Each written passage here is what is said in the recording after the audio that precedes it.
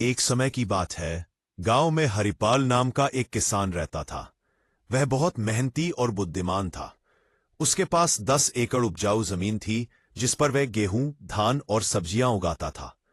उसके 3 बेटे थे, राजेश, महेश और सुरेश। तीनों ही आलसी थे और आपस में लड़ते रहते थे। एक दिन हरिपाल बीमार पड़ गया।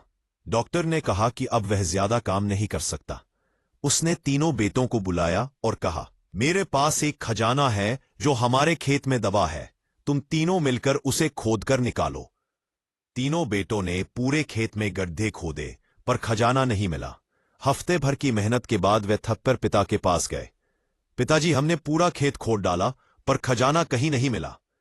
हरिपाल मुस्कुराया, अब तो खजाना तुम्हारे सामने है। देखो, जिस जमीन को तुमने खोदा है वह बिल्कुल तैयार है, उसमें बीज बो दो। बेटों ने वैसा ही किया। कुछ महीने बाद पूरा खेत सुनहरे गेहूं से भर गया। फसल काटते समय राजेश बोला, अब समझ आया, पिताजी ने हमसे मेहनत करवाकर खेत तैयार करवाया। यही तो असली खजाना है। महेश ने कहा, हाँ, और हम तीनों ने मिलकर काम किया तो काम आसान हो गया। सुरेश ने कहा, अब हम समझ गए हैं कि मेहनत और एकता ही सफलता की कुंजी है। हरिपाल ने देखा कि अब उसके बेटे मेहनती और एकजुट हो